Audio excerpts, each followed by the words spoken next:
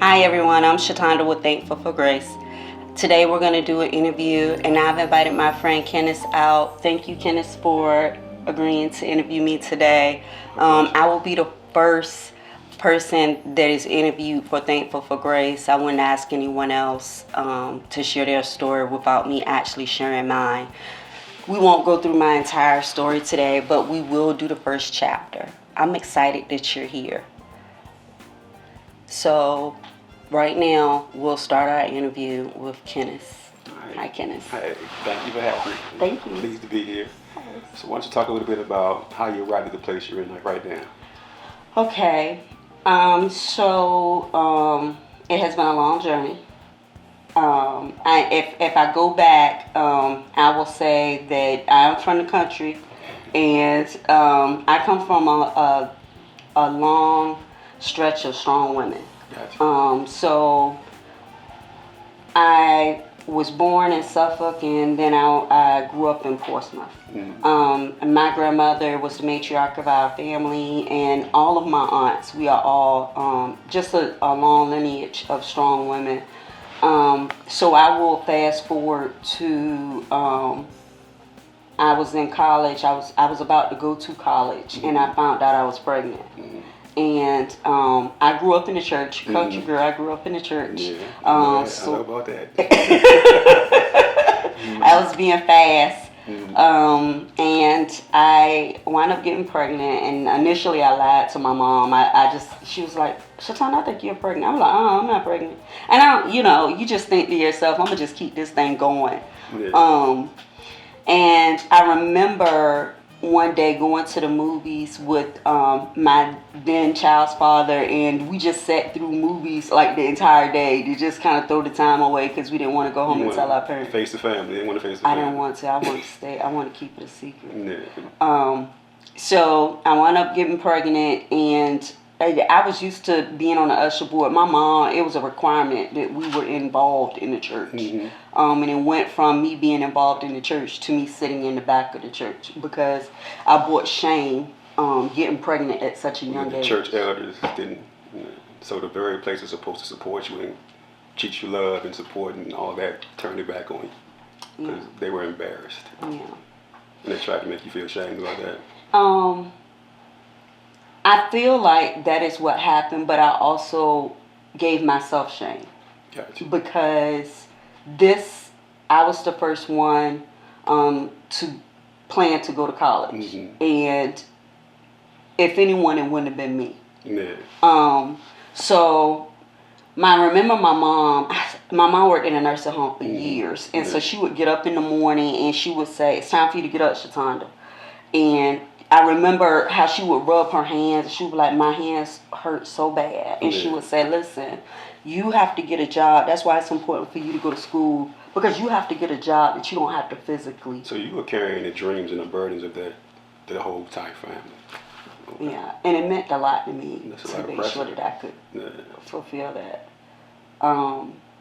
And so, when she found out I was pregnant, surprisingly, she had my back. Okay. She was mad, but I have the type of mom that when you disappoint her, she's very much so of, "Oh, well, you done messed that up, so I guess you're not going to be doing that." And the way she looked at me to this day, that woman can give me a look of disappointment.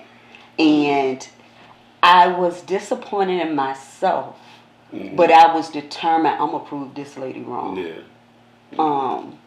So she said, "You're probably going to need state assistance. You won't, get to go to college and things of that sort." I went to school.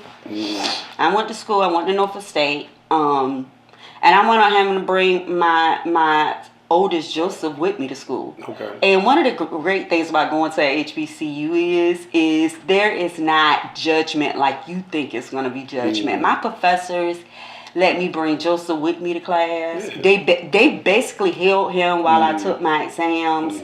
They made accommodations. I worked 2 jobs. Yeah. You were getting it done. I was getting it done, and I was tired. I was tired. But because I was I had a mission. I had to prove this lady wrong. Graduated, And I went on, when I was coming up, you wanted to have a job, you had to get a city, state, or a federal job. Okay. Because you need to get health insurance. And they took me off of health insurance when I got pregnant. So I was out, so I had to get WIC and state assistance for stuff like that. And back then it wasn't shame like it is now. Yeah. Like it's a shameful thing, but back then it wasn't. I mean, what other way would you get it? If it's necessary, you just take the necessary steps. Exactly. And I get a job working for a department. I stayed there for 23 years and I go up the chain of command. But in the course of doing that, 2011 comes about. And I am not feeling well. I am the type of person, I am my hardest critic. And it would never change. As much as I work hard on it, it won't change. And I wasn't feeling well. I remember having chest pains, and I don't mind being transparent. I'm a pretty vain person.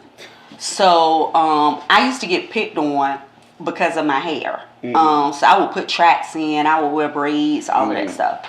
But when I was ill, I noticed that I had patches of hair missing on my head. And back then, we would think you had tetanus or ringworm. So I thought I could just go see the pharmacist and they'd tell me what cream I needed to put up there. But the lady told me at Walgreens, she said, listen, you're going to need to go see a doctor, a dermatologist. Okay. This isn't what you think. So up until that point, you hadn't sought any medical? No. And again, I'm a country girl. You know, just take 2 Tylenol and put and drink a Pepsi. Robitussin. It'll work fast. Some Vicks Vapor Rub on that or something. Yeah, you good. And that kind of goes back to that strong lineage that it's almost looked at as like you need attention or you must want some attention. It really ain't all that bad. So I remember driving on an interstate and my left arm went numb. Like I could not feel it. And I had one of the safety pins from my cleaners and I stuck it in my arm and I couldn't feel it. I could see the little bubble of blood come up, but I could not feel it. It did not bother me at all. So when I went to go see the dermatologist and I'm showing her the patches and she said, I think that your scalp is inflamed and I'm going to have to give you some injections and stuff to bring the inflation down on your scalp. So I was like, well, what happened? What is bringing all this about? And she's like, we'll do some labs and we'll continue to look into it. And thank God that I have a PCP that I have. That woman, oh my God, when she retires, I'm going to probably just start acting out in the middle of the street. Because I remember meeting with her and saying, there's something wrong with me. I am having night sweats. I know I'm not in menopause. I have lost locks of my hair. I now had to shave all my hair off because there's so many patches missing. And I'm having chest pains. I'm having migraines. There is something wrong. And so, one of the things you do is you have to advocate for yourself. And she asked me, she said, well, what test would you like for me to run on you? And I was like, oh, I'm glad you asked. I have never been asked that by a doctor. I'm glad. I know. A lot of times doctors are dismissive, especially to black patients. You can take it. You're tough. You just complain and you'll be all right. And they don't go through with it. So you got lucky in front of somebody. God, I was so lucky. So my biggest fear is that I had MS. And I just kept in my mind, because, you go and start researching stuff. And now I'm a doctor. Rabbit hole. Okay. So we started doing all of these tests. And I'm preparing myself in my mind. Like, did I know this is going to be something big? And so we do the labs. She tells me, I think you're going to need to go see a rheumatologist because my ANA had come back really high. And I said, okay, well, we're well into my year. And by now, I have lymph nodes that are swollen. And I thought they were cysts. And now I have a big one in the back of my head. And I'm just concerned. I'm like, it's something really wrong. So this is a year into all these symptoms. We're in a year. It's just everything is magnifying. So I'm now seeing all kinds of doctors. I go see an ENT, and one thing I would say is when I was on this journey, I was blessed to have physicians that were just as interested in what was wrong with me as I was interested in what was wrong with me. That is a blessing. It is. That is a definite blessing. And when it was time to, I had to get the lump in the back of my neck biopsy. But before they biopsy it, I had to go do the x-ray and all of that stuff. And I remember the lady saying, ma'am, I'm going to have to go get the radiologist. And you know, when they do these tests, they won't say anything about it. They'll say a radiologist will read it, and then in a few days you'll get your results. So I knew, because now I'm a professional patient. So I knew when she said, "Oh, I'm gonna have to go bring him in," I knew I was in trouble. A little bit more serious than the normal stuff. Yeah. So he comes in and he's looking at it, and because I know that he can't say anything, I said, "Should I be concerned?" And he said, "Yes." And I said, okay. So he sets me up for it to be biopsy. And a few weeks later, I'm in, and the man comes in, and he said, I heard you've been going through a lot. I've been reading your records. And I was like, oh, my God. Because now I've gotten to the point, I'm telling all the doctors, I'm building a treatment team. We like house. Well, let's get a whiteboard. What is going on here? And so... he's like, okay, we're gonna look into it. Go see my then rheumatologist, and he's like, I'm looking at it. I'm gonna do a double strand ANA, and come back and see me in a few weeks. And I'm like, okay, because I've been waiting all along. You always get one step closer, then they tell you to wait a little bit longer. That's got to be frustrating and kind of scary. It was. But if I'm being honest with you, I have been used to having so much on my shoulders and being a person that calls and checks on everyone else that I have become numb to myself. It was almost, and it had become so numb, Rob, that I was going to doctor's appointments after doctor's appointments by myself. I was alone. I was going through this alone. Was that a choice? It was not a choice. It was not a choice. But after a while, I didn't want anyone. Because I noticed as I would tell people what was going on, people would be like, you got a lot going on with you. Almost as if looking down on me on my health issues. Making them uncomfortable. Exactly. And so I stopped telling people. I just went to my doctor's appointments. So one day I'm in the office and I'm having chest pain. And this chest pain is ridiculous. And I can't feel again. And I go tell my boss, I'm going to have to drive myself to the hospital because I'm not okay. Drive to? With chest pain?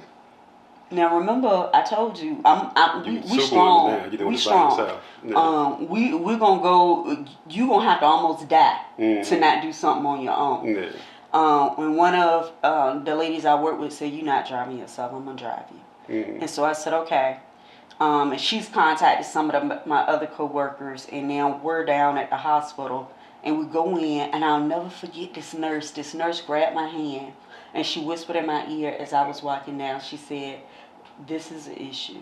Don't let them give you a surface level answer, okay? This is really a big issue." So it sounds like even though you felt you were on this journey by yourself, at key points, there was always somebody there to advocate and support you and give you some information or push you in the right direction to make sure you got what you needed. Yeah. Yeah.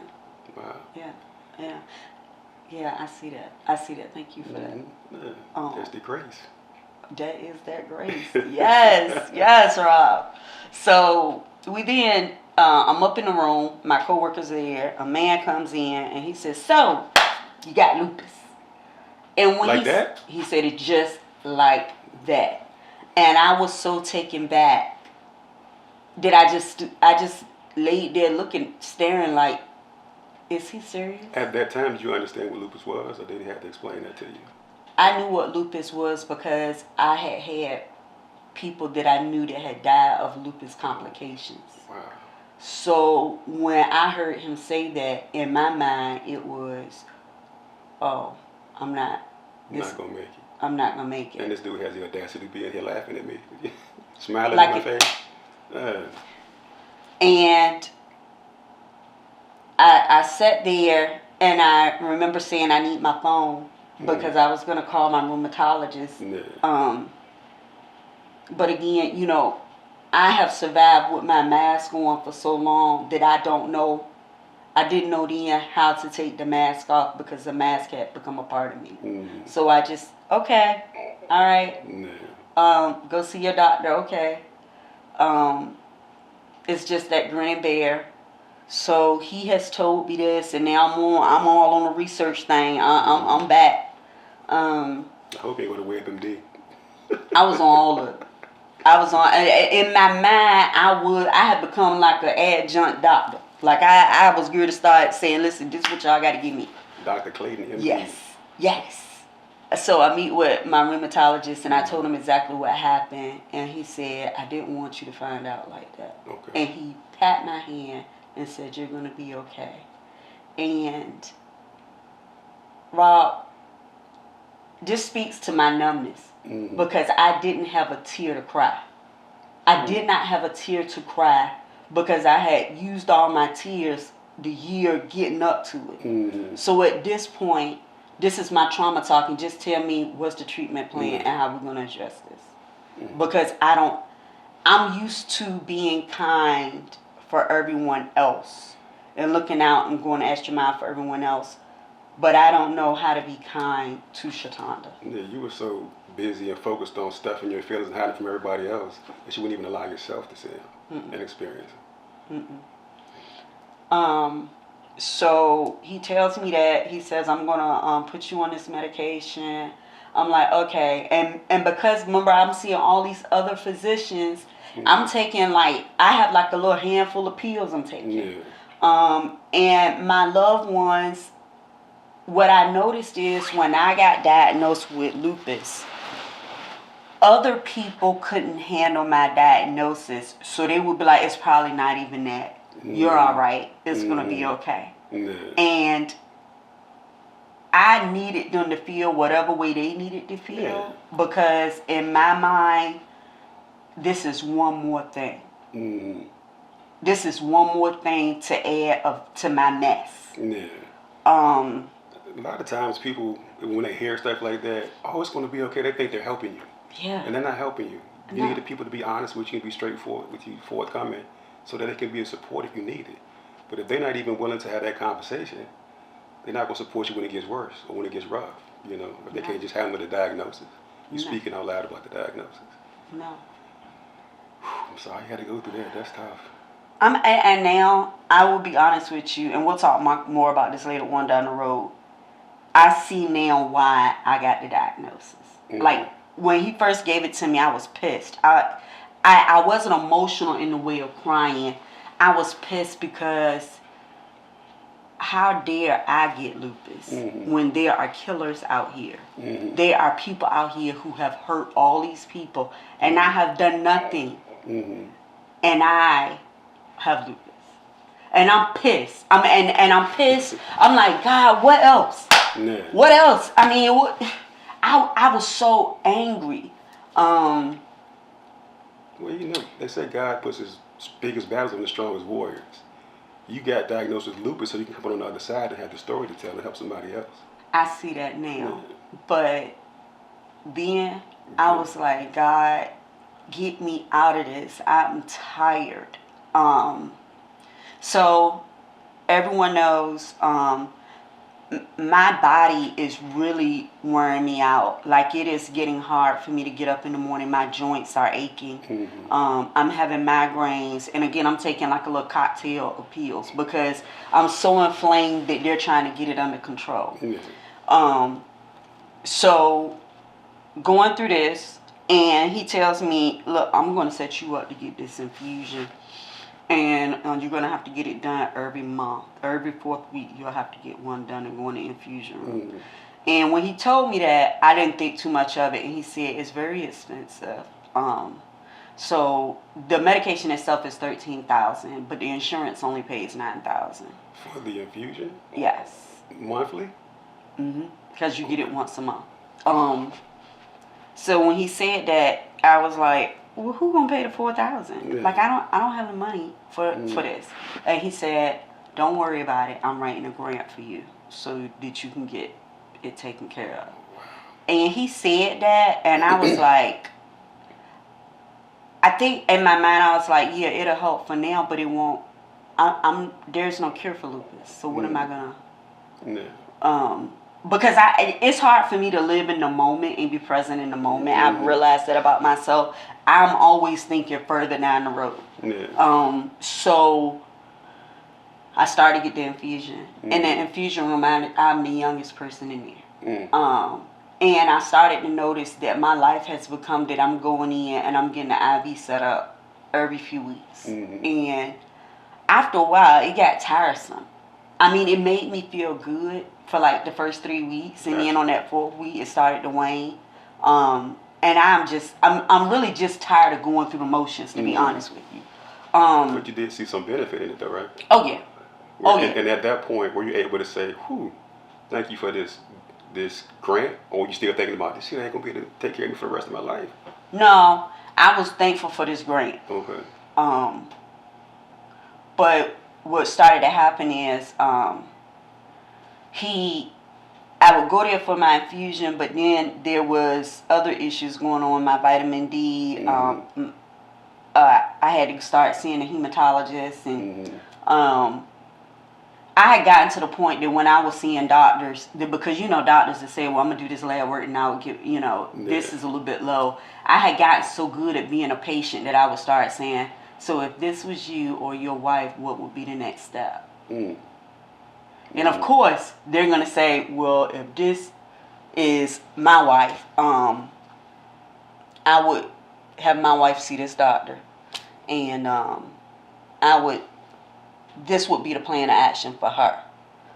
So, of course, I'm like, well, that's going to be the plan of action for me. Exactly. That's the plan of action. That's what I'm going to do. So, and then what I started to realize is physicians started to open up and tell me things. Yeah. Like, I was diagnosed with cancer this year, and this is what happened, and you might want to take a look at this. But as time went by, in the infusion room, this is how it came full circle. I got to meet individuals who would tell me their story, and they would say, I'm diagnosed with this. Rarely was it lupus. But I've been diagnosed with this, and these are the things that I've gone through. And I would sit there and listen, but in my mind, I was saying, I can't complain. Yeah. There's power in knowing that you're not alone in something, that the struggle you have is not unique, that if they're progressing and making it through, you can do the same. Yeah. I'm not alone. So I needed to start going to an infusion room for my iron injections, my iron infusions. So at the place that I was going to, so does the cancer patients. Okay. So we were all in there together, and that was a turning point for me, because there were people in there with stage 2, 3, 4 cancer, and they would be sick, and we would be in there laughing. We would be in there laughing about what cocktail you taking, and where's the champagne and crackers. If we gonna be in here, we might as well drink. we already sick. We already sick. And we would just laugh, and even now when I have to go in, I'll bring like my saltine crackers, and I'll tell everybody we can't have champagne, so we'll have Canada Dry. That Canada Dry with them different flavors hit. And so we would laugh, and there are some of the best nurses, in the infusion room. Because we always start with, has anyone said you good at doing your shots, your pick? Yeah, they always say I'm the good one. Like, who said you the good one? Like we need more specifics. Like, who? What one of your friends was it? Because I don't want to be bleeding out. So it started to become funny to me. The inside jokes. It was. Yeah. It was. And it had gotten to the point that I had started wearing like hats all the time and stuff. And lupus is a part of me. I I have lupus. Lupus doesn't have me. Exactly. And I say that, and I can joke about it now because one of the symptoms of lupus is brain fog. So whenever I'm talking to people and I might get confused, I'll be that damn lupus. That damn lupus got me mixed up, and I'm thinking it's this and it's something else. Yeah. And now people laugh about it. Like one of the things when people come to me, because after me going through that, now people are coming out of the woodworks to me, coworkers and stuff. Hey, I've been having a problem with this, and I ain't want nobody to know. Yeah. I was like, you better tell somebody to put a bracelet on or something, because look, and first thing I'm gonna do is take you to the hospital. So they're now telling me about medical issues that they have, and now I can kind of see, okay, God, I'm getting it. Yeah. I'm getting it. So you became like the OG. I'm gonna help y'all on this journey. I've been down this road. I'm gonna lead you down this road too. I'm gonna help you out. Yes, and my rheumatologist then said, listen, I want you to start, because he was instructor at EVMS. I want you to come with me to speak to residents about when their patients try to advocate, what are some things they need to listen for and ask. And that was the biggest honor of my life. Meeting with residents and telling them my story and saying, hey, most people can't articulate. This is what is going on. They don't know what is going on. You might have to lead it. And hearing them say, I didn't think about it that way. Yeah. One of the people that was in that room stood in front of one of their patients and did not dismiss their symptoms because of that conversation you had with them. They followed through and they helped somebody because of that conversation. I love that. I love that. So now I'm in a lupus group. Yeah. We're all in here joking around now that we got lupus. We got hair, we got missing hair. We can't wear our heels anymore. That was always one of our biggest complaints. And we have younger and younger people showing up saying I have lupus. Yeah. And I remember distinctly one young lady, her hair was so beautiful. And she was crying and she said, I'm in high school and my hair is missing. And I was like, I feel you. I'm with you. But you're gorgeous with or without the hair. Exactly. But that alone stood out to me. And now I can laugh about it. Now, everybody knows I have lupus. I don't keep it a secret. I'm not ashamed. This is not something I did to myself. But if I had to share anything with you guys out in the T4C community, you advocate for yourself. You write down what symptoms you have. And there will be some shame associated with it from other people, but that's their problem. You have to become the person that is in control of your health.